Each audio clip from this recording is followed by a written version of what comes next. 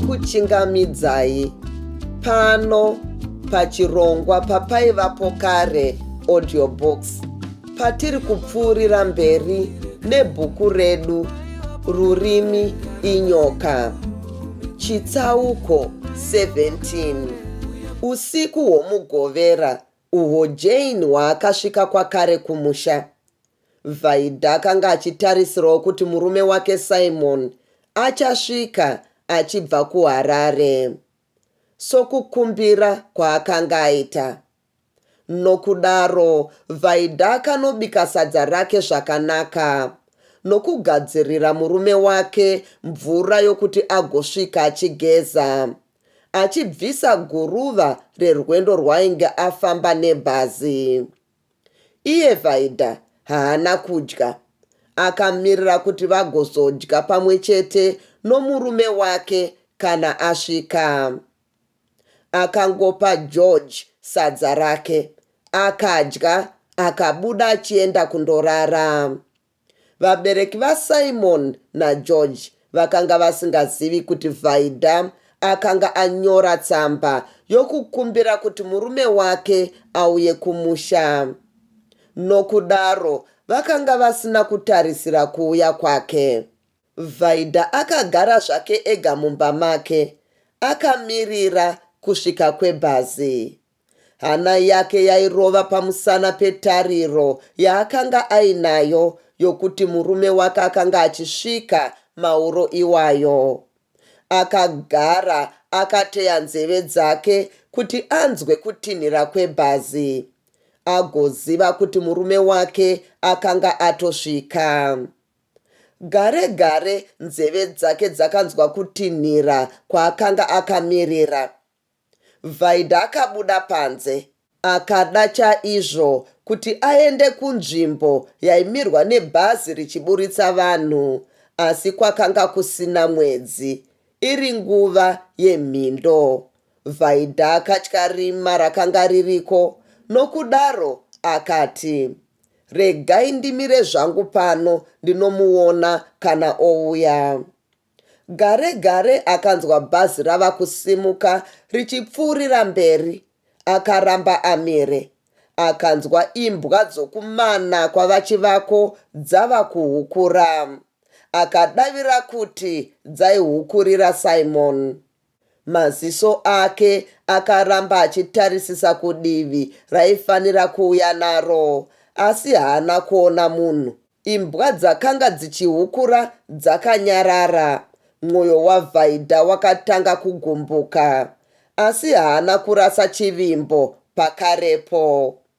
Akafunga kuti zvimwe Simon ari kufamba zvake zvishoma nezvishoma. Nokudaro akaramba amire achingotarisa. Mushure menguva refu akazviona kuti dai Simon anga auya, angadai atosvika pamba kare. Nemwoyo wakanga wasviba nekugumbuka, Vaida akadzokera makare mumba. Haana kumbodya kwete, akangosvikorara kana dai akanga asina hope.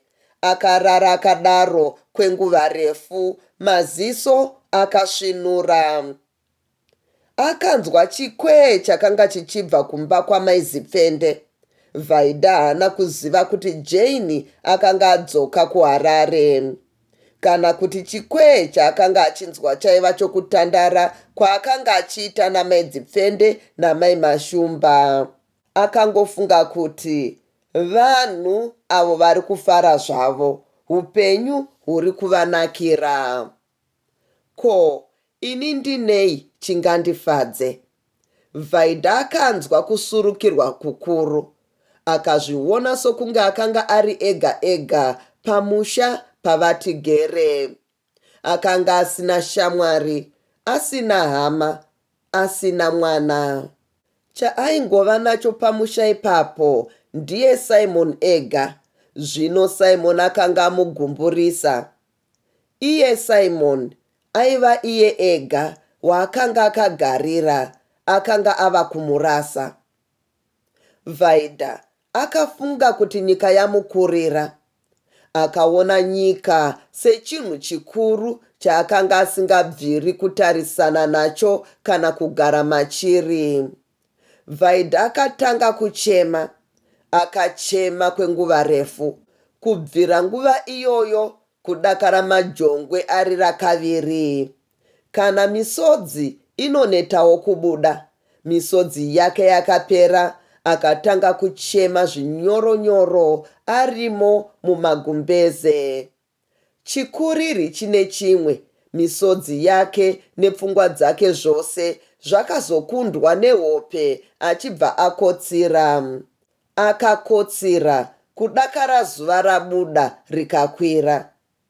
Sokurota, Vaida akanzwa kugogodza pamusuo.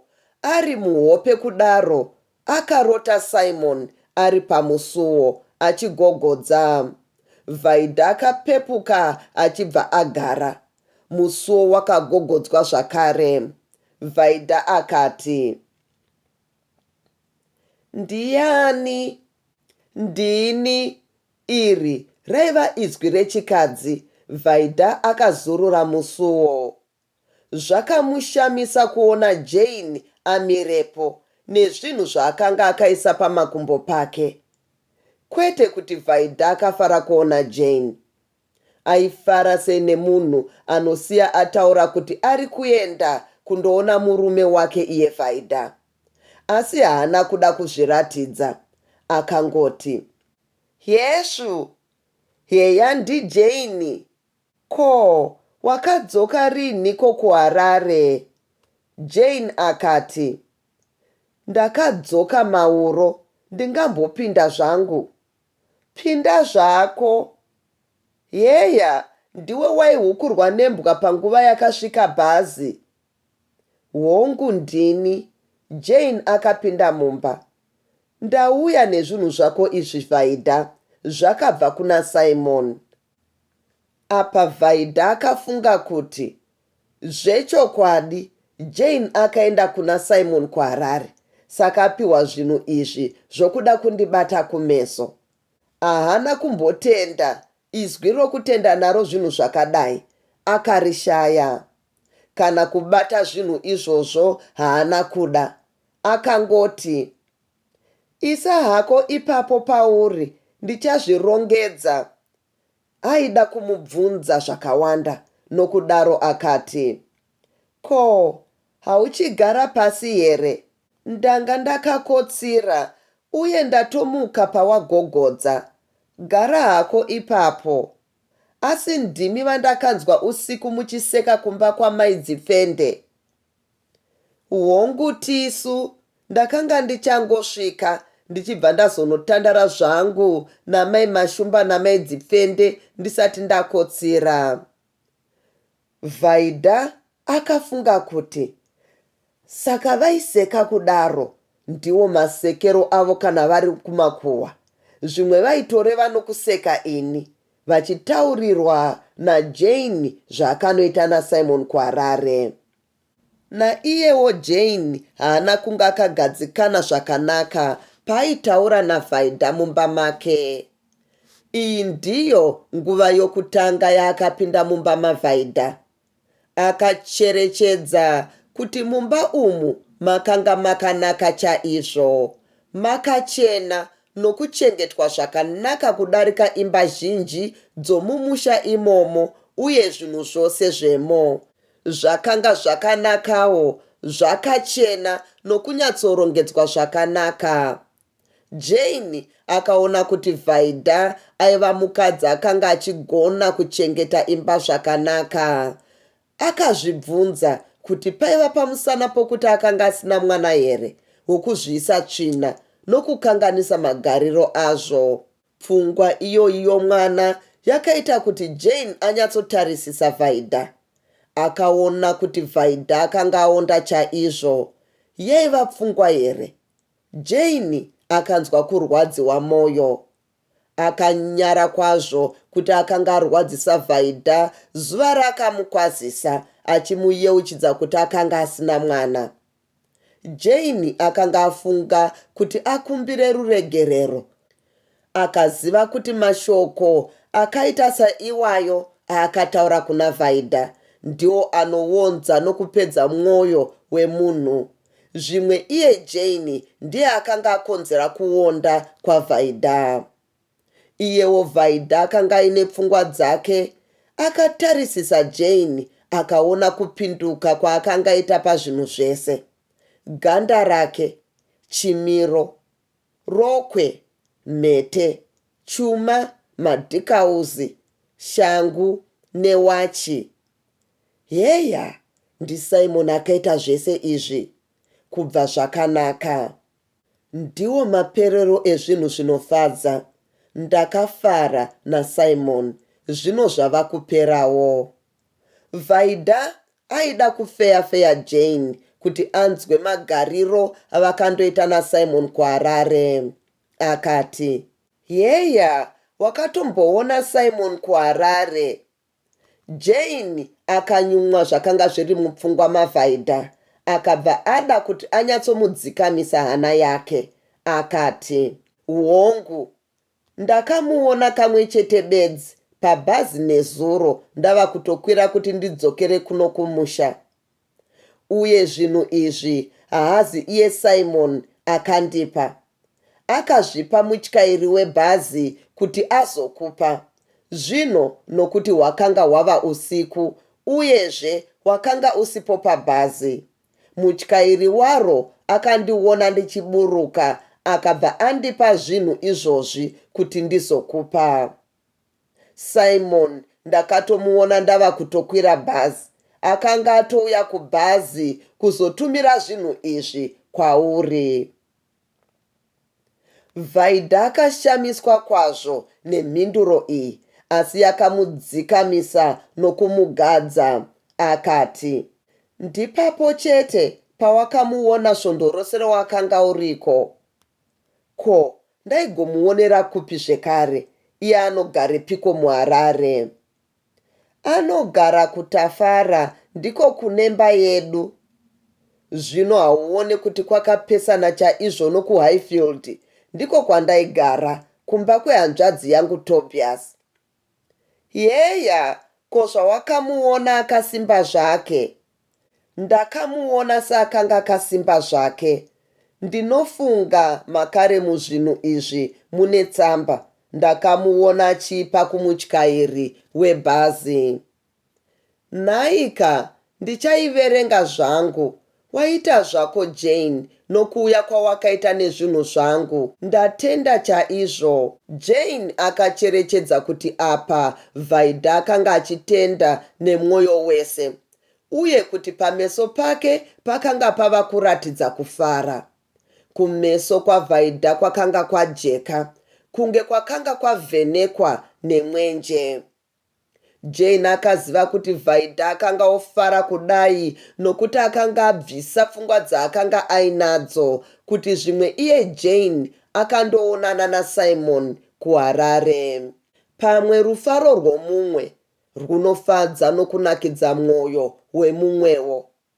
Jane akanga afara kwazvo kuHarare, zvino akangoda kuti vamwe vafarewo.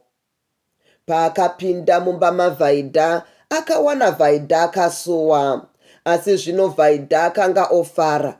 Zvakashamisa Jane kuti ipapa paakanga aina Vaida achimuratidza kuti akanga ava kufara, Jane akanga ava nemwoyo wekuda kufadza Vaida kudarika zvaakanga ava. Jane akasimuka akati, "Vaida, ndava kuenda zvangu." Vaida akati, "Zvakanaka Jane, ndatenda chaizvo." Asi Jane haana kubuda pakarepo. Akamboramba amire sekunge aiva aine zvaaida kutaura. Akaramba akatarisa Vaida pameso pake pasina chokwadi kuti angataurei. Akati, "Vaida." Vaida akadayira, "Watiko Jane?" Naiye wakashaya kuti chii chakanga chichinetsa mwoyo waJane. Jane akambomirazve ndokubva azoti, "Vaida, ini newe tiri vezera rimwe chete mumusha muno. Handizivi kuti mukuru ndiani, asi tiri vezera rimwe chete. Hongu Jane, neniwo ndinofunga kudaro.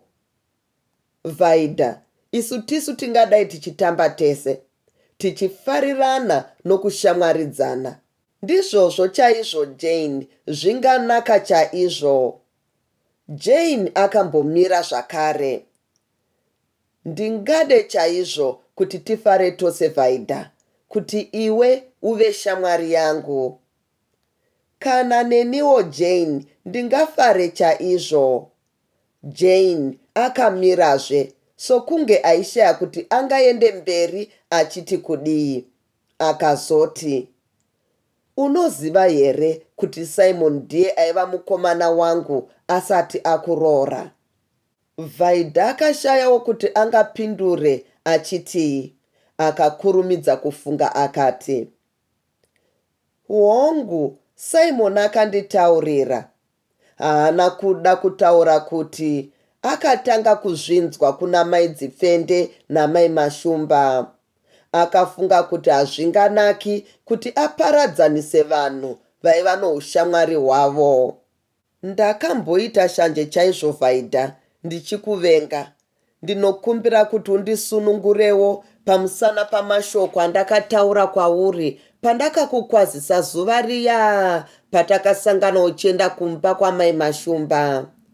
Ndakaita zvangu nokuziva Vaida, ndichida kukusvotesa, asi nhasi ndiri kukumbira nemwoyo wese kuti undisunungurewo. Yaingova shanje chete. Ndinokusunungura Jane, kana uri kukumbira nemwoyo wese.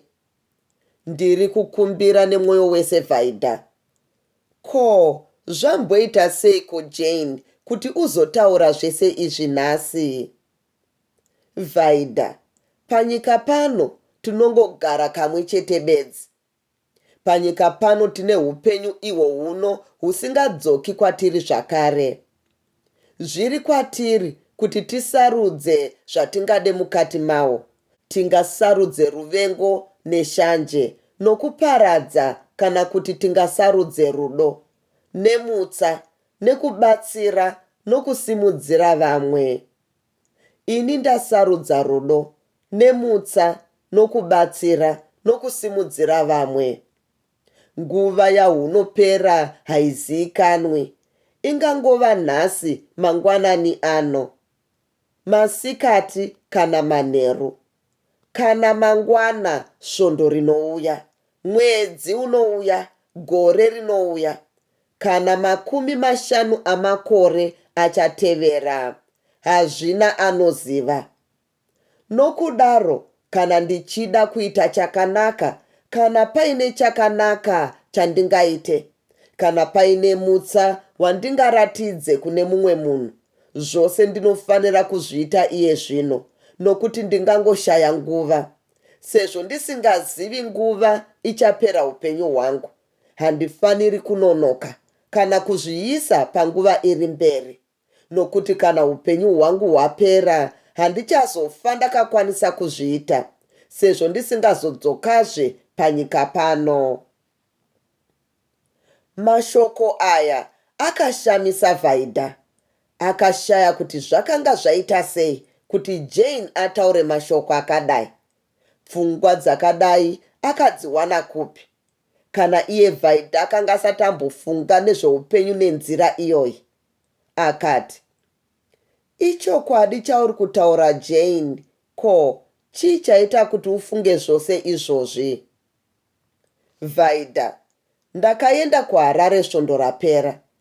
Ikoko ndakasangana nomumwe munhu akandiratidza kuti tinoparadza nguva muruvengo neshanje nokuda kuparadza.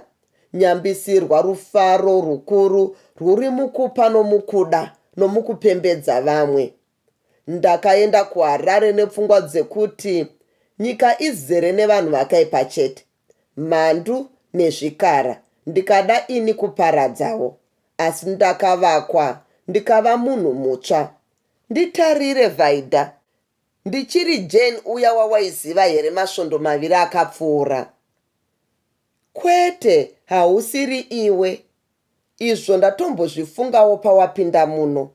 Zvose zvauri zvava zvimwewo.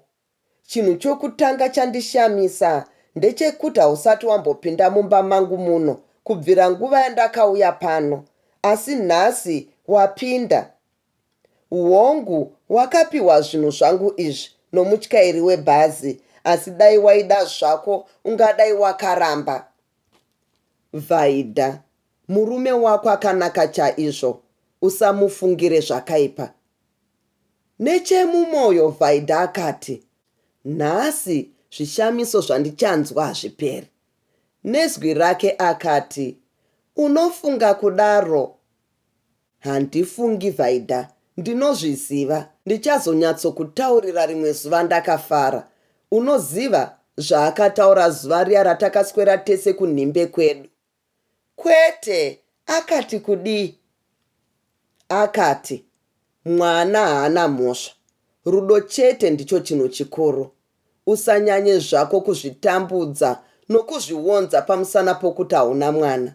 Murume wako anokuda. Kana dai usina mwana, uye mungagare mese makadaro kudakara machembera, kana usina kuzomukanganisa iwe. Muchengete Vaida, usamurasi. Ina handimbomukanganisa Jane, angatokanganiswa nevamwe vanhu. Vakadai seni naye. Hongu, ndaida kukukanganisai. Saka ndinotenda munhu akandipindura mwoyo wangu, asi ndinodavira kuti muchaita mwana chete. Usadaro kani Jane. Chokwadi, Vaida ndiri kuroorwa mwedzi uno, pakupera kwaunoita. Wambopindwa neiko nhasi Jane? Idi chaizvo, ndiri kutokutaurira. Uri kuroorwa nani? Izvo hazvina mhosva, ndichazokutaurira. Asi kana ndochata, ndinoda kuti undiperekedze Vaida. Hana yaVaida yakarova. Akanyatsoshaya kuti chii chakanga chapinda muna Jane zuva iroro. Akati, uri kutaura nemwoyo wese here Jane? Nemwoyo wangu wese Vaida, nepfungwa dzangu dzese. Handidi kuperekedzwa nomumwe munhu kunze kwako iwe chete Vaida. Zvakanaka Jane, ndabvuma. Ndongomirirawo kuroorwa kwako.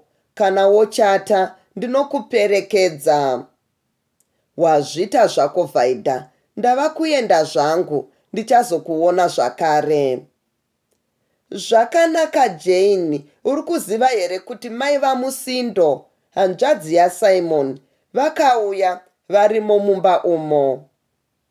Kwete, ndanga ndisingazvizivi. Yeya, vakauya, kubva chirega ndichienda ndichivaona. Vaida akangoburitsa Jane mumba make, achibva adzokera makare.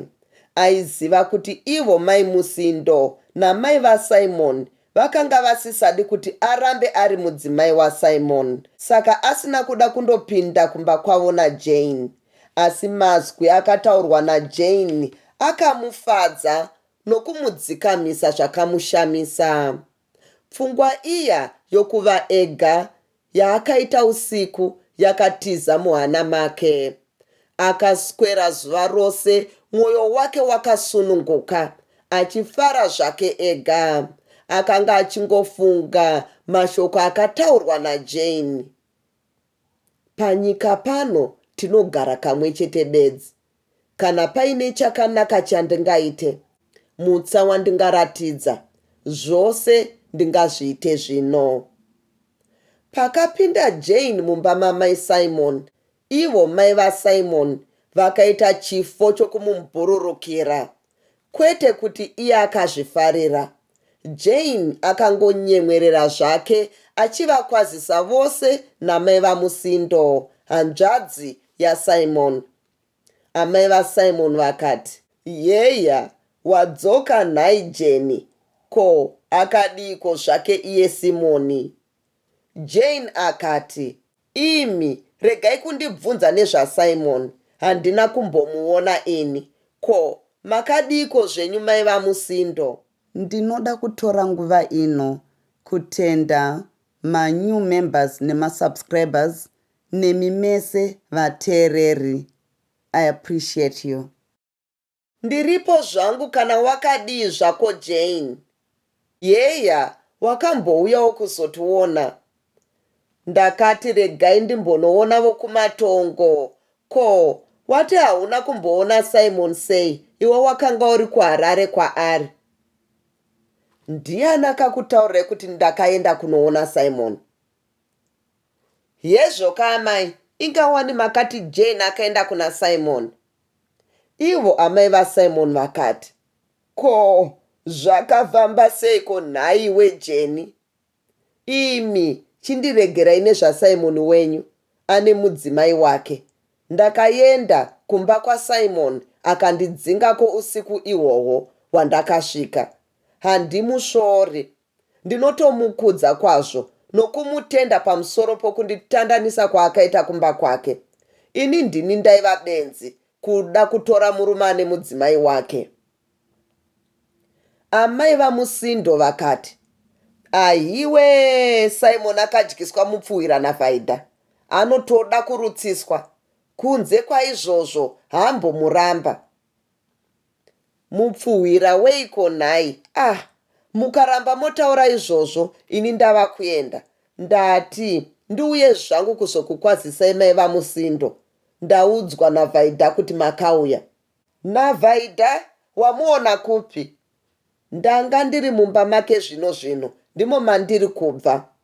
Amai vaSimon vakati, ko, wanga waenda kunotsvagei kumba kwaVhaidha? Imiwe, inga munenge mava kutondipinza mudare.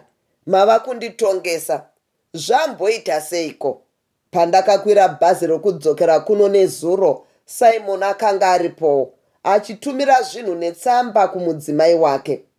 Akapa zvinhu izvi kumutyairi webhazi.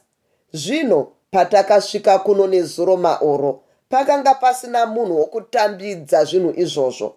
Mutyairi webhazi akandikumbira kuti ndiburuke nazvo ndigozozvipa kumudzimai waSimon.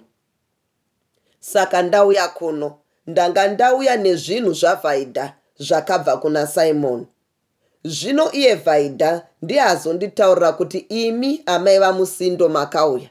Iniwo ndikati chiregai ndichienda ndichivakwazisa. Ndizvozvo chete. Zvino iri dare ramava kundipinza handirizivi. Munoti ndanga ndichitsvagei kumba kwaVhaidha? Kuneiko? Kana ndichida zvangu kuonana naye, handina mvumo here?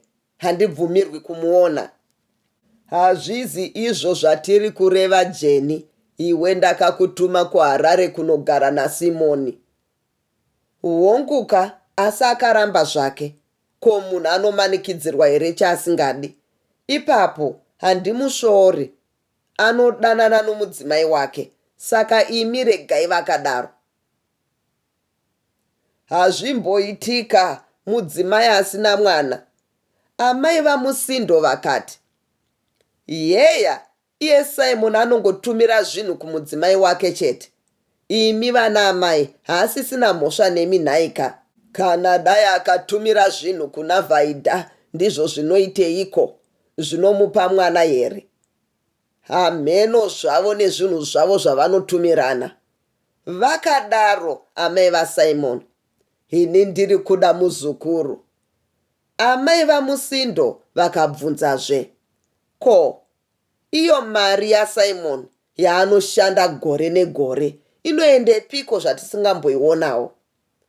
Hamhenoka, vakapindurawo amai vaSimon. Zvimwe vanodya vari vaviri, zvavanongotumirana zvinhu zvavo kudai. Vangaipedza seiko amai? Vanhu vasina mwana, mari yose iyoyo ingagopedzwa nevanhu vaviri chete. Ko, zvino inoendepi?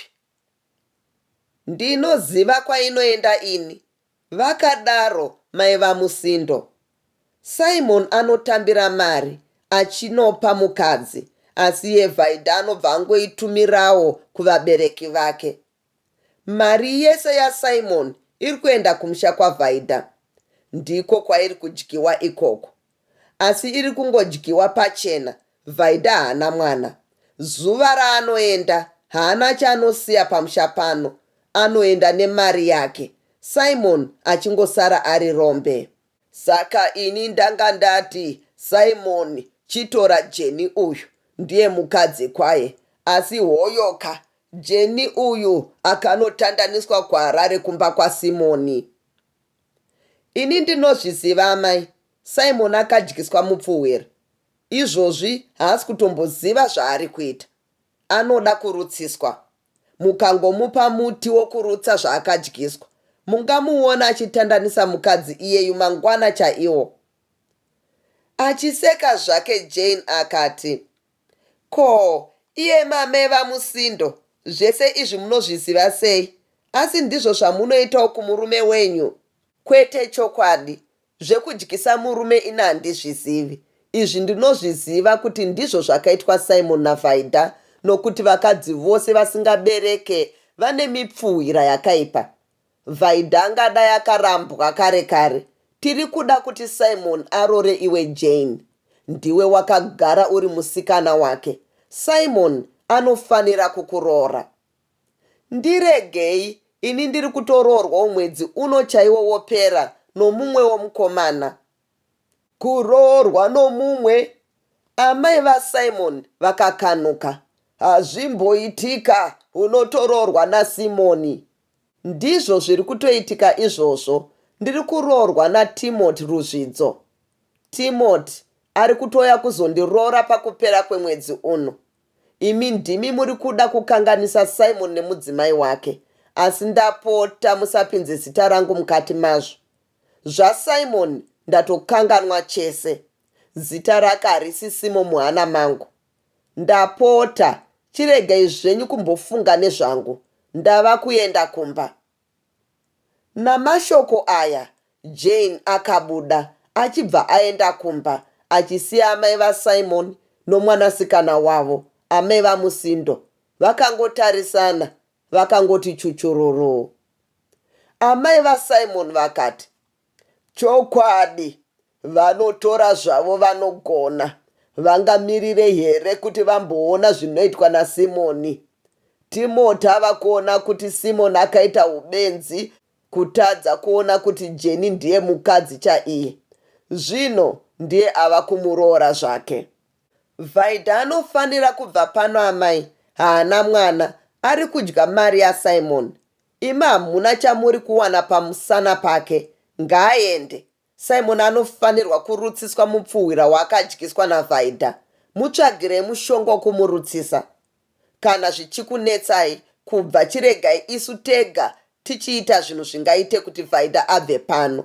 Ini pano ndinokwanisa kumutandanisa. Handichadi kumuona pano. Kubva chiitaka zvako zvaunokwanisa mwanangu. Hongu, ndinoita amai. Handingadi kuona hanzvadzi yangu ichiparadzwa nokupedzerwa zvinhu nezimunhu risina basa. Vhaidha ndinomutandanisa pamusha pano.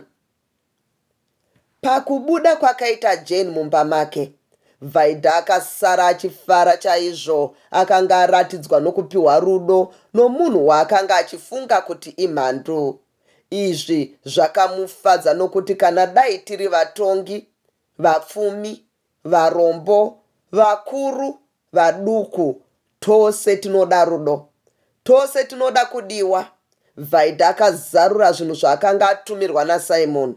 Akaona tsamba yakanga irimo. Akazarura tsamba iyi. Akaona mina madhora 10. Akafara kwazvo kuona mari iyi. Akatarisa zvinhu zvose zvaakanga atumirwa. Maiva nezvingwa, mapakiti eshuga nezvimwe zvinhu zvakasiyana siyana.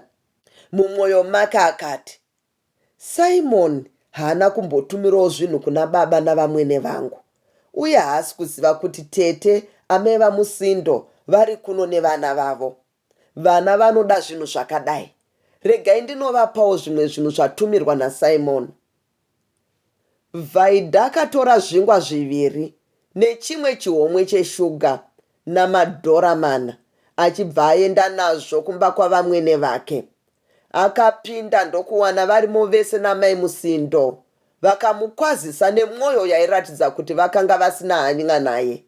Iye akati, amai, ndatumirwa zvinhu naSimon. Zvauya naJane mangwanani ano. ndati ndizokupaiwo izvi nepondo 2 idzi munozoratidzawo baba. Amai vaSimoni vakatarisana namai vaMusindo vakati, waita seko nhai Vaidha. Ini ndini ndingaite zvokutogoverwa zvinhu zvinobva kuna Simoni chaiye, mwana wandakabereka. Kubereka kunorwadza vasikana. Achanditumirawo zvangu kana achida zvake. Dzokera hako nazvo zvese nemari iyoyo. Tambirai kana mai, Vaidha akakumbirazve. Kwete, dzokera zvako nazvo. Ndava munhu mukuru, handinganzwarwo. Mutemo unoti, ungadai wauya nazvo zvose kwandiri. Seniwo mukuru womusha. Zvino ini ndini ndaizoziva zvokuita nazvo. Ndichigovawo sokuitwa kwazvinenge zvakafanira. Zvino zvawauya naitwotwu chete, ndinoziva kuti kwauya zvingani. Yeya, ndiwo wotogova munzvimbo yangu ini ndakabereka. Hauzvione kuti zvakaoma kuti ndizvitambire. Dzokera zvako nazvo, ndezvako izvi, zvangu zvichauyawo. Ruregero rochokwadi amai, ndanga ndisingazivi kuti ndizvo zvazvinoitwa. Kubva chiregai ndichinotora zvose muzvione, mugozogova imi. Regera zvako, izvi zvava zvako, togozoonawo kune zvichauya. Izvi handichinei nazvo, ndinotova neshungu nezvimwewo, kwete izvi. Ko, mune shungu nei kwaamai? Ndine shungu navazukuru. Dai mangondiitira vazukuru, mwoyo wangu chechetere. Zvechirungu ndezvenyu izvi, ini ndinoda vazukuru chete. Ko, chingwa nemari zvinopinduka zvichiita vana here? Ndizvo zvandingati vazukuru. Zvino dai zvanga zvauya vazukuru vangu varipo, handiti vangadai vodya. Tingadai todya teseka, tichifara zvedu. Saka, chimbotangai mandiitira vazukuru, musati mandipa zvinhu izvi. Muzondipa ndava navazukuru vandinodya navo. Vaidha akabva angoti nazvo tuzu, kana chokutaura akashaya. Akangogona kuti, yeya, kubva zvakanakai amai. Akatora zvose zvaakanga apinda nazvo nemari achibva adzokera kumba kwake. Paakanga ave ega, pfungwa iya yokusurukirwa, yokushaya hama kana shamwari pamusha pomurume wake yakadzoka zvakare. Akagara pasi, misodzi yake ikatanga zvakare kuyerera. Akafunga murume wake, Simon, dai wanga uri kuno, dai wanga wangouya nhasi, ndingadai ndisina kugomboka kudai. Akazarura tsamba yakabva kuna Simon, akatanga kuverenga. Vaidha, ugare zvakanaka kumusha naamai, nababa, naGeorge. Handina kukwanisa kuuyako svondo rino. Pane zvandiri kugadzira nokuronga, Vaidha. Zvako iwe neni, zveupenyu hwedu. Shinga hako, ndichazokutsanangurira zvose zuva randinouya. Ndinokuda chaizvo, Vaidha. Usagumbuke nokusauya kwandaita. Ndiri kukufunga zuva nezuva, kana dai ndiri pabasa. Ugare zvakanaka. Hazvizi nyorewo kwandiri, Vaidha. Kuno kunondinetsa kugara ndisinewe. Asi zvichanaka hazvo, dai tikagona kushinga tose chete. Ngatishingei. Wako wemazuva ose, Simon. Tsamba iyi yakapodza mwoyo waVaidha zvishoma. Akazvibvunza, ko, seiko vanhu vose vachingoti zvichanaka zvichanaka? Ko, zvinonaka riiniko? Akatanga zvakare kuchema. Kana Jane adarowo zvakare, izwi rokuti zvichanaka rinoreva chinhu here iri? Paakafunga nezvaJane, Vaidha akayeuka zvakanga zvataurwa naJane zvekuti aida kuti vaite shamwari. Akafunga kuti sezvo waiva musi wesvondo, zvainaka kuti aende kundotora Jane vagoenda kusvondo vose. Vaida akabva afadzwa nepfungwa iyi. Akabuda mumba make achibva atanga kufamba achienda kumba kwavana Jane kundomutaurira kuti agadzirire kuti vagozoenda kusvondo vose masikati. Vaida akapfuura nepamba pamai Mashumba vachibva vamudaidza kuti ambopinda nemo. Amai Zipfende vakanga varimowo. Inga Vaida mazuva ano hauchaonekwa vasikana. Ndinenge ndiriko zvangu kumba kwangu vasikana, ko makadiko? Tiri kuno zvedu isu, ko zvawanga opfuura, wanga uchiendepiko? Ndanga ndichienda zvangu kuna Jane. Uri kuziva kuti akatodzoka kuHarare, wazviziva sei? Auya kumba kwangu nhasi mangwanani achizondipa zvinhu zvandakatumirwa naSimon. Mai Dzipfende vakati, asi iye Jane haanyari kupinda mumba memunhu waanga achida kutorera murume. Unoziva here kuti takatozviona nezuro kuti ainyepa zviya zvaakati aidaidzwa naSimon kuHarare. Iye ega akatitsanangurira zvese zvakanoitika kuHarare. Akati kudii? Akasvika muHarare achibva ashaya kumba kwaSimon ndokusangana naTimothy. Timothy ndiye akazomusvitsa kumba kwaSimon, asi Simon akamutandanisa pakare ipapo. Haana kana kumborarapo. Ndipo paakabva oenda kumba kwaTimothy. Muri kutaura chokwadi here vasikana? Aika, hanzi Timothy ari kuzorora kupera kwemwedzi uno. Heya, kubva kana ari kuroorwa zvake zvakangonaka. Ndokunga atororwaka. Timothy ane chokwadi here? Regai tingomirira tione. Vakadaro mai Mashumba. Ko, zvino iwe wanga uchida kunoitei kumba kwaJane? Ndiri kunomutaurira kuti agadzirire tigoenda tose kusvondo masikati. Uri kuda kufamba nomunhu aikuitira zvakadaro Vaida? Unoziva zvaanofunga? Unofanira kuchenjera vanhu Vaida. Uchaurayirwa murume iwe. Vaida akati, vasikana, ini ndinofunga kuti kukanganisa hakuzi iko kwakaipa. Hakuzi iko kunoparadza munhu. Chinoparadza munhu ndechekukanganisa, oziva kuti akakanganisa, asi otadza kugadziridza nokururamisa chaanenge akanganisa. Tese tinokanganisa vasikana. Panyika pano hapana munhu akarurama. Jane akandikanganisira, ndinobvuma, asi ndichamuda. Kana akaona kukanganisa kwake, akakururamisa. Ingawanikana nemiwo munondikanganisira vasikana. Tinokukanganisira chiko Vaida? Zvapera hazvo vasikana, ngatiregei kuramba tichizvitaura. Taura zvako kani Vaida. Kwete vasikana, handichadi zvangu kuramba ndichitaura nyaya iyi. Ndava kuenda ini. Namazwi aya, Vaida akabva abuda. Vana mai Mashumba namai Dzipfende vakasara vakangoti chuchururu nazvo. Mai Dzipfende vakati, ndizvo zviya zvakarehwa navakuru kuti kwamai Rigidira ndiko komoringa benya, kwamai ringa benya ndiko komorigidira. Honai Vaida naJane vava kufambidzana. Ndakataura kuti mumusha muno mune manyongori. Vakaridza chikwee chavo chamazuva ose. Mai Mashumba vakati, kana neniwo handichaziva kuti pasi pari kufamba sei. Regai ndichienda kumba kwangu. Vakabuda vakaenda. Ndatenda nekuteerera kwenyu.